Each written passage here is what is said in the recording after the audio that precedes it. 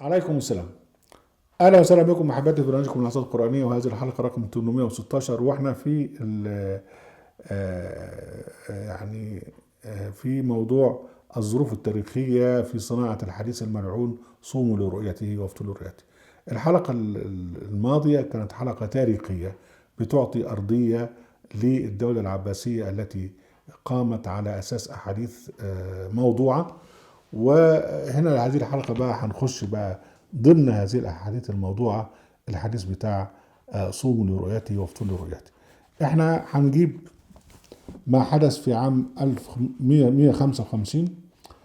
يقول الخبر اللي هو جاء به الطبري وفي الجزء الثامن 47 إلى 48، وتاريخ المنتظم الجزء الثامن 184 إلى 185. هنقرا الخبر وبدأنا نحلله عشان خاطر نعرف الحديث بتاع صوم من الرؤية اللي هم قارفين بيه لغايه دلوقتي. يقول الخبر اللي هو عن عزل الخليفه ابو جعفر المنصور، عزل ابن عمه محمد ابن سليمان عن ولايه الكوفه. هو ابو جعفر المنصور اسمه عبد الله بن محمد بن علي بن عبد الله بن عباس بن عبد المطلب، وابن عمه هو محمد بن سليمان بن علي بن عبد الله بن عباس بن عبد المطلب. يعني ده ابن عمه، ازاي يعزله مره واحده عن ولايه الكوفه وقد كان له نفوذ كبير؟ الخبر يقول عزل المنصور محمدا ابن سليمان بن علي عن الكوفة، واستعمل مكانه عمرو بن زهير أخا المسيب ابن زهير.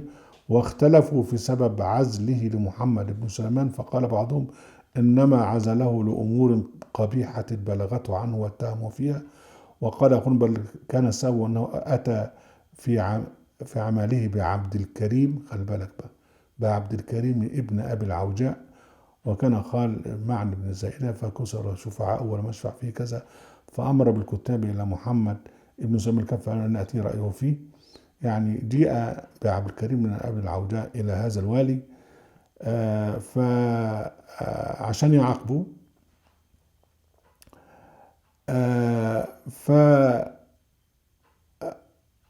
فالخليفة بقى قال له يعني تكف عنه لغاية لما أقول لك رأيي فيه. ده شيء غريب جدا. يعني أنا أتكلم من حق الوالي العباسي، الوالي العادي، أن يقتل من يشاء، وده كان في الدولة الأموية. يعني الحجاج بن يوسف قتل من شاء منهم من غير ما ياخد رأي حد.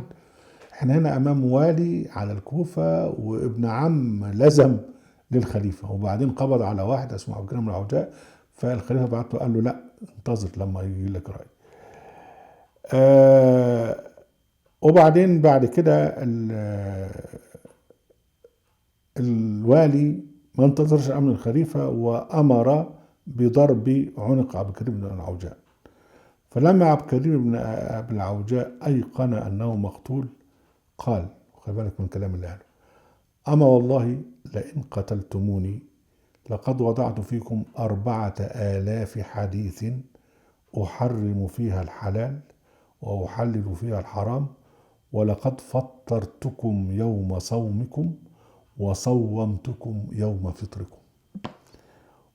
وضربوا عنقه. هنا بقى حصلت لما وصل الامر بقى لابو جعفر المنصور، راجل زعل قوي وكتب قال له انا مش قلت لك اياك ان تحدث في ابن ابي العوجاء شيئا، فانك ان فعلت بك فعلت بك وفعلت، وقعد يتهدده.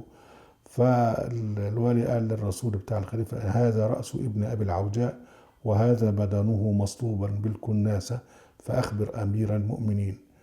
فلما عرف بقى أبو جعفر المنصور عزل الوالي وقال والله لقد هممت أن أقيده به، ثم أن أقيده به، يعني أنا هممت أن أنا أقتله يعني بدلا، يعني مقابل قتله لعبد الكريم بن العوجاء.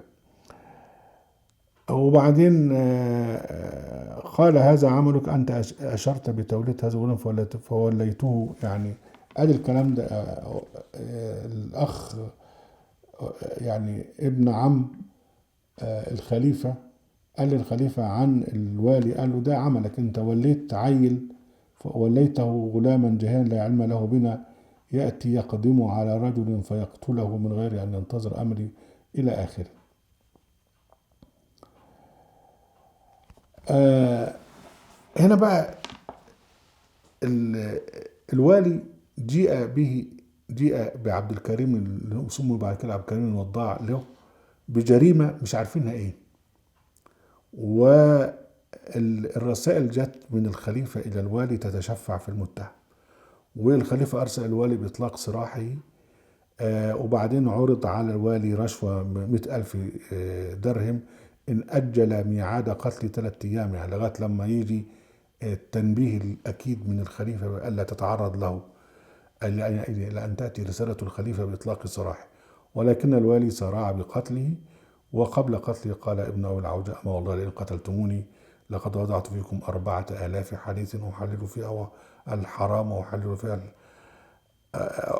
فيها الحلال وأحل فيها الحرام، ولقد فرضتكم يوم صيامكم وصومتكم وفطركم. والخليفة مع كده غاضب جدا، يعني إذا هو كان راضي على ما يفعله ابن أبي العوجاء. هنا بقى هنلاحظ حاجات مهمة جدا، إن الخليفة أبو جعفر المنصور ده كان يقتل الناس بالإشارة، أو حتى إذا كان قريب عليه.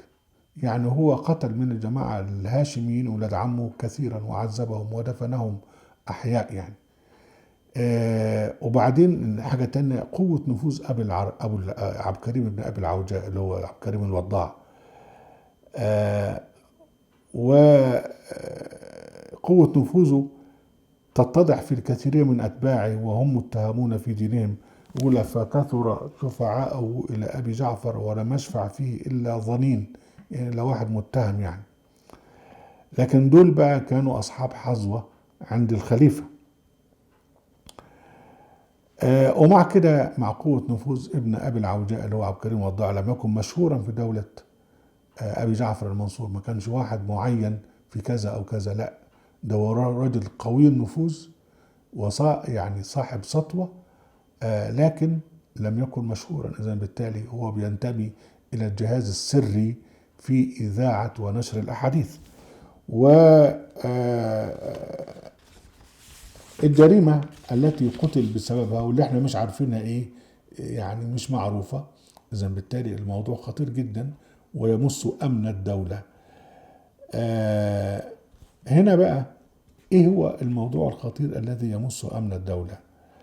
الموضوع الخطير ان هو كثيرا من الجماعة اللي كانوا بيشتغلوا تبع الدولة العباسية في إذاعة الأحاديث وفي نشرها، كان منهم من يتآمر على الدولة، فده كان بيقتل.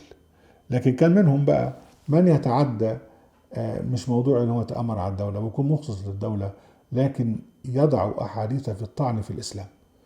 ودي حاجة ممكن بمنتهى البساطة الدولة العباسية أو جعفر المنصور بالذات يتساهل فيها. وأهم شيء أنهم يعملوا أحاديث تتحدث عن مناقب بني العباس وتشيد ببني العباس إلى آخره، وترفع من شأن جدهم عبد الله بن عباس. أما يطعن في الإسلام أو يقول كذا أو يقول كذا، ده يعني ده مش ليس مهما عندهم. فبالتالي تم التعامل مع الأستاذ عبد الكريم ابن أبي العوجاء بهذا النظام. يعني هو الرجل ارتكب جريمة كبيرة جدا في نظر الوالي، فالوالي قتله، لكن الوالي مش عارف ايه هو الراجل ده بيشتغل ايه بالظبط. فمن هنا بقى حنق أو غضب أبو جعفر المنصور، وهدد كان هيقتل ابن عمه، لأن قتل أو أسرع بقتل هذا الشخص اللي هو بيعتبر مهم جدا لأبي جعفر المنصور. أبو جعفر المنصور كان له جهاز تجسس رفيع المستوى، والقصص كتيرة جدا، يعني لدرجة يعني هو لما عرف ان واحد اسمه محمد النفس الزكية من بني هاشم من ذرية الحسن بن علي بن ابي طالب في مكة عنده طموح للخلافة او للثورة، الجهاز السري بتاع ابو جعفر المنصور هو الذي حث هذا الغلبان ده محمد النفس الزكية على ان يسرع بدعوته ويسرع بظهوره قبل ان يكتمل يعني إعداده لحركته، وبالتالي أوقعه في شر أعمال. الجهاز ده كان جهاز سياسي ومنه جهاز دعائي، وإلى هذا الجهاز الدعائي كان ينتمي عبد الكريم ابن أبي العوجاء اللي هم سموه عبد الكريم الوضاع. عبد الكريم الوضاع ده هو الذي وضع حديث صوموا لرؤيته وافطروا لرؤيته، وعشان كده قال ولقد صومتكم يوم فطركم وافطرتكم او فطرتكم يوم صومكم. اهلا وسهلا بكم احبابي في برنامج قناه القران في خاتم القران في موقع القران. لا تنسوا المشاركه بشير ولايك، وعليكم السلام.